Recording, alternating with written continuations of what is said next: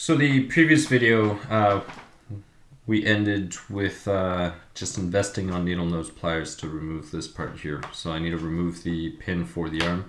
Again, these videos are for the newbie. We're breaking down the front end of a Traxxas Bandit. It's the same thing for the VXL and non-VXL. So at this point, we're here with the pin and we have E-clips. And always invest in good tools. You don't have to get the best of the best, but do get some decent tools. So for example, Kobalt, you can get these at Lowe's. This kit's about $15 on sale, and you get some really nice needle nose pliers. You also get some snips and some other pliers that will come in handy. No, I'm not sponsored by any of them. I'm just doing some little recommendations. And the reason why is part of the hobby, or for you to enjoy the hobby and stay in the hobby, especially if you're new, is having a good experience repairing your vehicles. I mean, if your vehicle breaks all the time, you need to reanalyze what vehicle you have or what you're doing with the vehicle. You're probably using the wrong vehicle for your intended purposes. So you should probably either change the way you drive the vehicle or change the vehicle that you drive for the purpose or the type of activity that you're doing. But let's just say you're using the vehicle as intended. If you have the wrong set of tools, you're probably going to hate wrenching on the vehicle. So get quality tools. Now, going back to this, you have this E-clip. Now, again, if you've never seen one of these before, the reason why they're called E-clips is because they look like an E, right? That's the reason why. So one of the things, I would spin this so that it's facing this way, or it can even go this way, so you can push the E-clip out that way or this way. That's how I find it the easiest. Let's just do it this way, just for fun. And it should spin freely, really, so you can just use your nail to spin it. So you're going to just grab the needle nose pliers and you're just going to stick them here and you're just going to slide it across the surface as you push this out, and you really shouldn't have to apply much force. If you're not going to keep them, it doesn't matter if they fly out. If you're going to keep them, you want to mind them so that they do not fly off and then you can't find it. Because E-clips, you don't really buy them in singles. You buy a pack, then you're going to have a bunch of E-clips. Another recommendation, again, Traxxas makes the longer ones, so you can use the ones off the rear arms, as I will show you later, and you can actually use these screw pins instead of these. But anyway, you just go here and just push, and that is it. So after that, all right, just lined it over here, it's fine. After this, you just push the pin out, and that's it. So this is just going to slide out. You can grab by the E-clip, and there you go. So the brace is free, and now the arm is free. So you've got that pin. Save it unless you're going to replace it with something like this. You'd be using, again, the longer one from the rear. But now your arm is loose. This screw, don't worry about that screw. I just left it in there. That's the one that held the shock in place. I just placed it there. But now the arm is out. So once the arm is out, now you have to remove the shock tower. So you're going to grab your 2mm driver right here, and you're just going to back out the 2 screws in here from the bulkhead. And I'm going to go ahead and remove them. And again, you may have to do this to replace the shock tower. Maybe you broke the shock tower. I've never broken a shock tower in any of the vehicles. The only reason, if you did not break one, that you may want to replace it is maybe you're getting the one that is just a complete box. It's a little sturdier, not as much flex, but you really don't need it unless you're doing some heavy, a little more extreme stuff, or you're planning on doing a little more competitive racing. But again, this isn't really a competitive buggy unless you're competing against other bandits, at which point you would probably be doing a stock race, so you wouldn't be able to replace that anyway. If you were trying to do real competitive buggy racing, you would probably be looking at maybe a Team Associated, a Losi, or a Kyosho, or another brand that's designed and built for that purpose. Bandit, it's more of a starting vehicle, something you can bash with, have fun. Parts are inexpensive and readily available. I mean, Traxxas is a very good brand to get started with, which is why I'm doing these disassembly or breakdown, teardown of the vehicle, assuming you're new to the hobby, because Traxxas is a very good vehicle to get started with because of all the hop-ups. You can later get other parts to make it better, depending on your purpose. And we're going to continue on. So once you have this, that's it, right? We've disassembled this half. It's the same process to disassemble the other half. Now, I'm actually going to put everything back together at the end, and I will be replacing this bulkhead with the RPM bulkhead that I mentioned last time. So we will be doing that. But first, we need to look at this other side.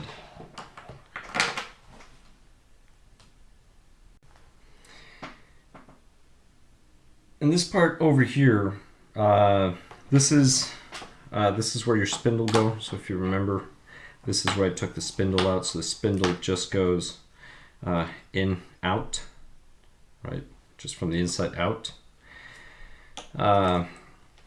But if you have the non-VXL, so just the brushed base model, these are generally brass bushings. And the problem with the brass bushings is there's a lot more friction.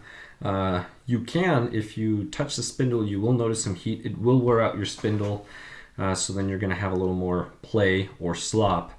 So you may want to replace them, or you may just replace the bushings with bearings. To be honest, it'll make your vehicle last a lot longer. It'll make it a little faster, less resistance, less friction. So these two bearings, there's two bearings here, and they're like this. So there's a gap in between. There's actually just a little bit of plastic material in there, so they don't slide all the way. But you can insert a driver and then just touch one of the bearings, and then you can just push the bearing out. So imagine this was the outer bearing. You're just going to put the driver in like this through, and just come in contact with the bearing, just pop it out. So here,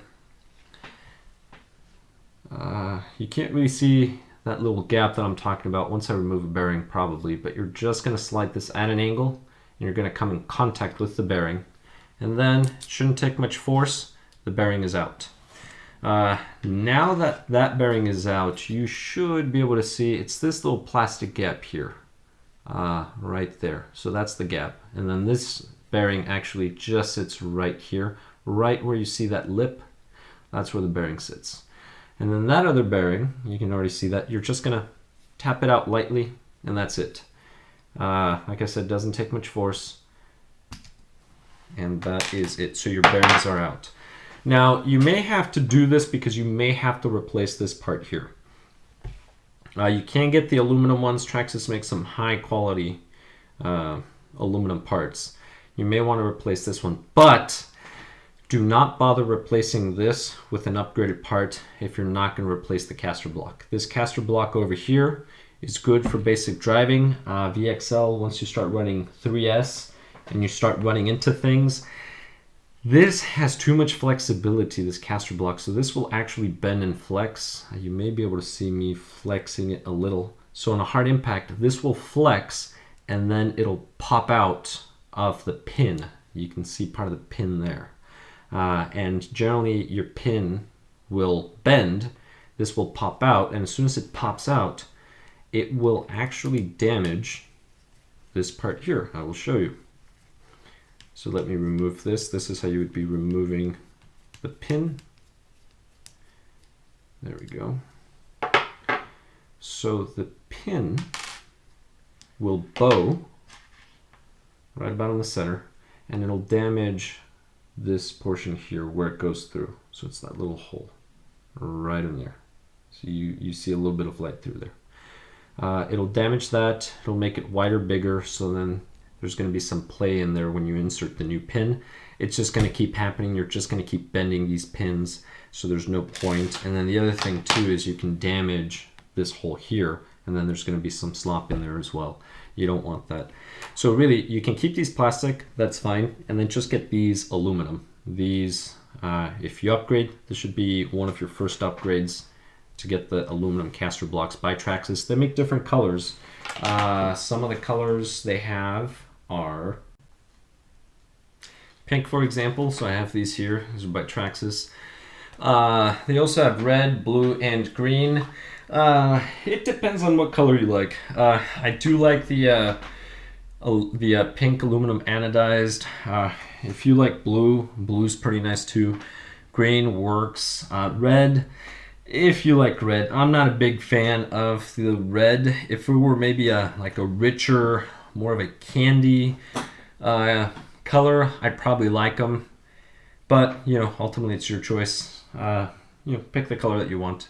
So those are the 4 colors that I'm aware of that Traxxas makes. But that's what I would recommend. I'd recommend swapping these for aluminum. Especially if you're going to be doing 3S, you're really going to need these to be aluminum. Especially if you're going to be bashing. Well, this part over here, usually after you upgrade these to aluminum, if you do bash a lot, sometimes what will happen is this will break right here. So at some point you may want to get the aluminum ones as well. You can upgrade to RPM. RPM is softer, so we'll be able to take a little more impact. I like the aluminum ones. But keep in mind that once you make one component stronger, whatever the weakest component is, that's the next one to fail. So as soon as you make these stronger, replace these with aluminum, keep in mind this is going to be your weak link. As soon as you replace these with aluminum, it's going to be your turnbuckles, these plastic caps on the turnbuckles.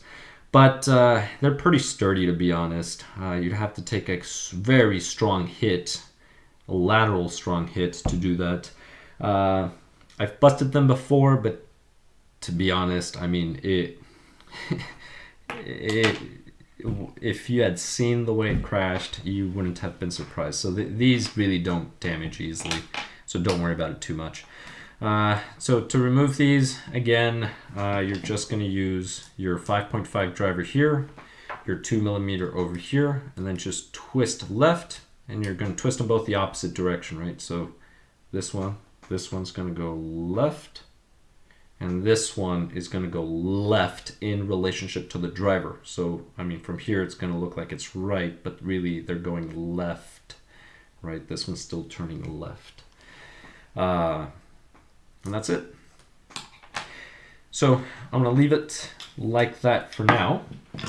And we're just going to start a quick assembly, but we're going to replace that block. So that being said, first thing, I'm going to put the bearings in. I like installing the small components first. So one of them just slips in there. And when you put in the bearings, try to mount them flush. If you mount them at an angle, they're probably not going to slide in as easily. So make sure they're pretty flat on there. And then you just press them in and that's it. So they should be flush. You can put this in immediately or after. I went ahead and just placed it in, but I'm going to remove it actually. And you place this in the caster block. Now pay attention to the orientation. See the R should be upright and the R stands for right. The other side has an L for left. So if you know this goes on the right and this is the front, so letters on the front, then this goes this way, right, as it's steering. Do not mount it this way, that would be backwards, right? Your chassis is going to sit over here. So make sure it's this way. Then you can just flip it. The pin goes down to bottom, and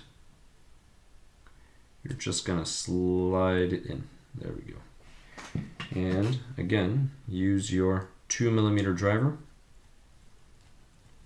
and just screw it in.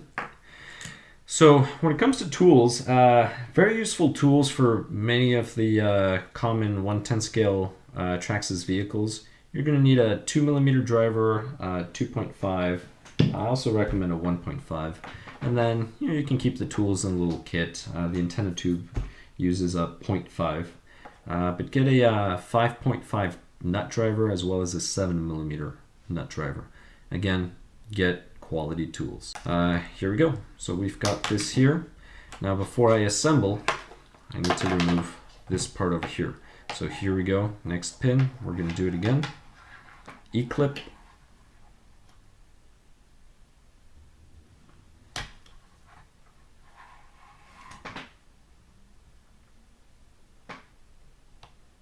There we go.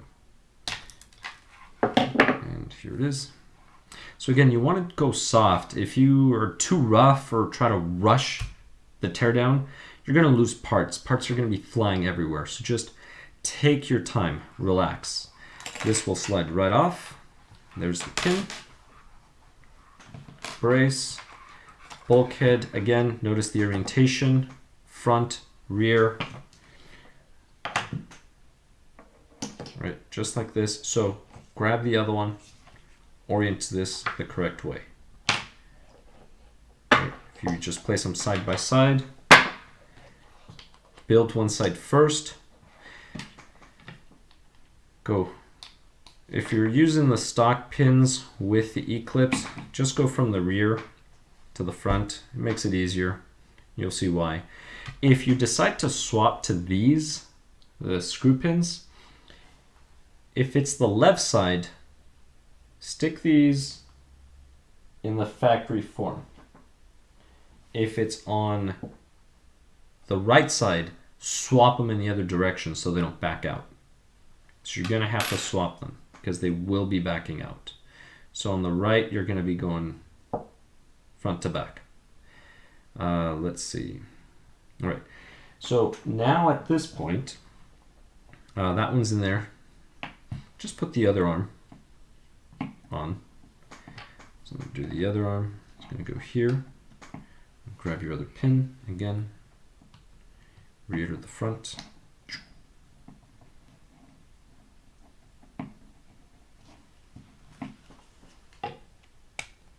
And that's it.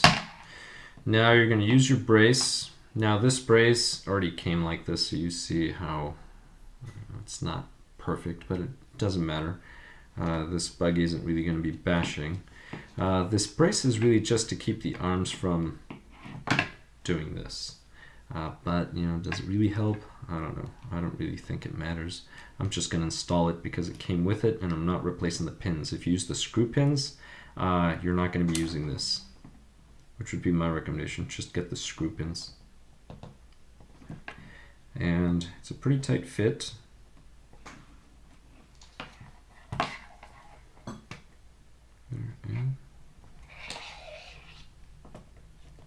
There we go.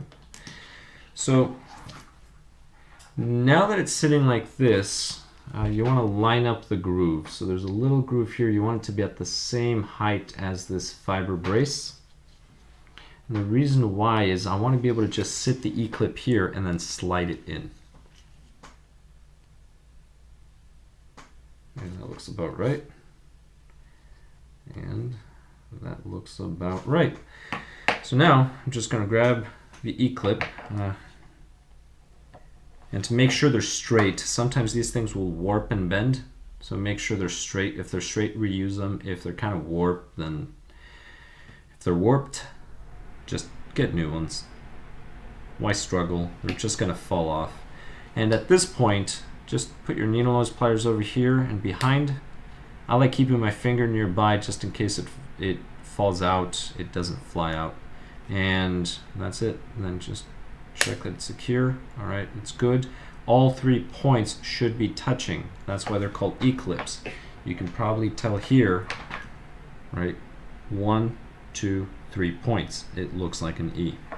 So we're just going to grab this one, and again, I place it here, and then I just slide it to the groove. See, right there, and that's the easiest way that I know of installing E-clips yourself. Yourself, because I guess the easy way would just be to have someone else do it, you know, somebody that knows what he's doing. But that's it.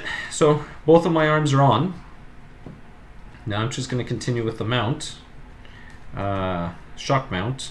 I'm going to place it here. You want to grab your screws. I usually just drop them both in there. I'm going to keep this flat, so it doesn't matter.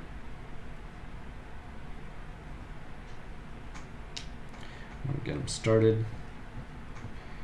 A lot of these screws you can actually get started by hand, and as you're removing them, once they get to a certain distance, you can actually remove them by hand, and you don't need to use the tool anymore. Unless you want to use the tool start to finish, that's fine. It's up to you. And one of the things I like doing is I'm actually pinching it, and the reason why I'm pinching it is I want to keep these two parts together.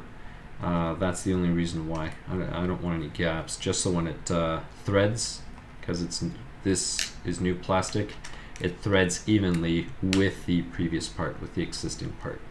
I'm not going to tighten it the whole way. There's actually a gap in here. I can fit more than my nail in there. I'm going to start the other one, and I don't really need to pinch it much anymore because I already started the other one. So the second one's easier.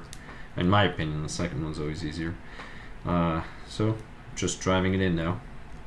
And this one I'm actually going to drive closer.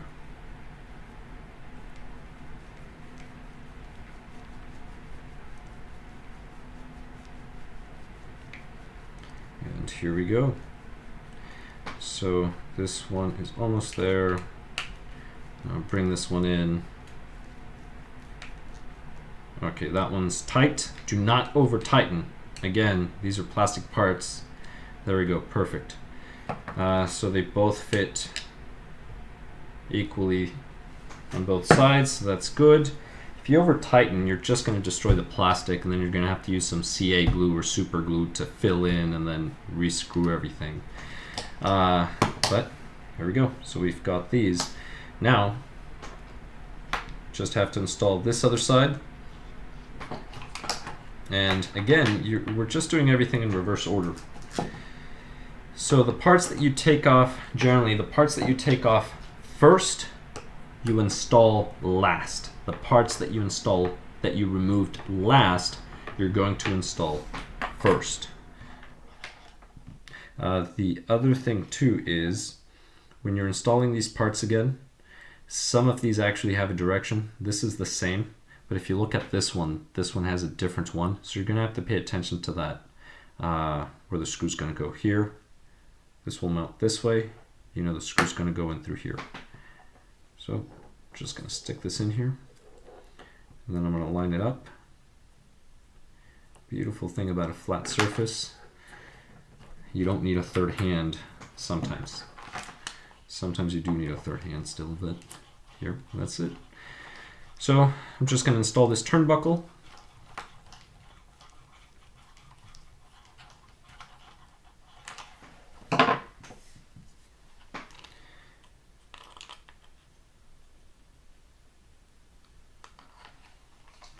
And I'm going to install this one. Now this one here I'm going to install backwards. So I'm going to install back to front. And the reason why, again, is because if I install it the factory way, it will back out. I'm a little off camera, I apologize. Here we go. So it's in here. So again, and you need a 2.5 for this one. And you're just going to drive it in again. Shouldn't be too tight, just snug, good. And the reason why is this should still be able to move freely. Right? You want your arms to be able to move freely. So if this is too tight, it's going to start binding. You don't want it to bind. Now this is steering. We're not going to worry about steering right now because we're actually install this on something else later, but you would just go through all the motions to do the steering. We are going to install the wheels though, because we're keeping the wheels. So you're going to use this. Just keep your thumb back here so the spindle doesn't fall back through. So notice my thumb is there. And as you hold it, remember, put everything that you took off last first.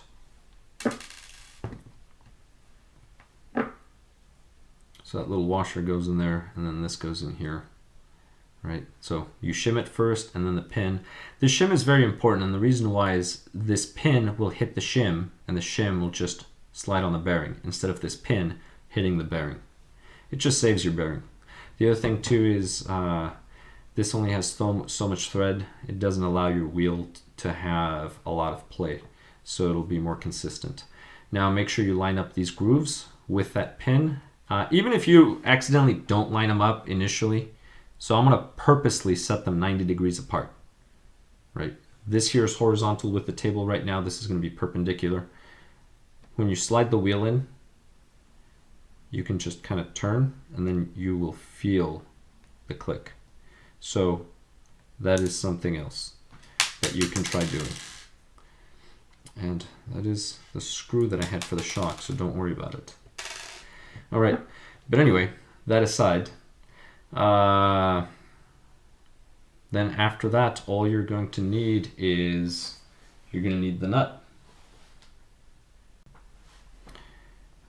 which is over here. Here we go. All right, and again, 7mm driver, which is blue. I mean, my tools, it happens to be blue. But then just tighten. Oops.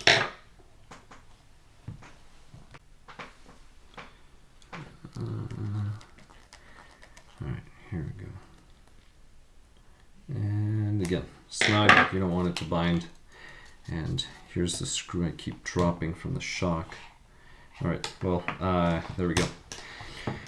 Now, I am not going to install the shocks right now, and the reason why I'm not going to install the shocks is I will actually be replacing them. But the only thing you would do, I find it easier to install the bottom first. So you would install the bottom, and look, you have two different holes here, inner, outer. You pick which one, depending on how you're driving, you're going to pick either the inner or the outer. If you're going to be running, say, loose dirt, you probably want the inner, especially if you're going to be jumping. If you're not going to be jumping much, or if you're driving in a place with more traction, you're going to want the outer hole.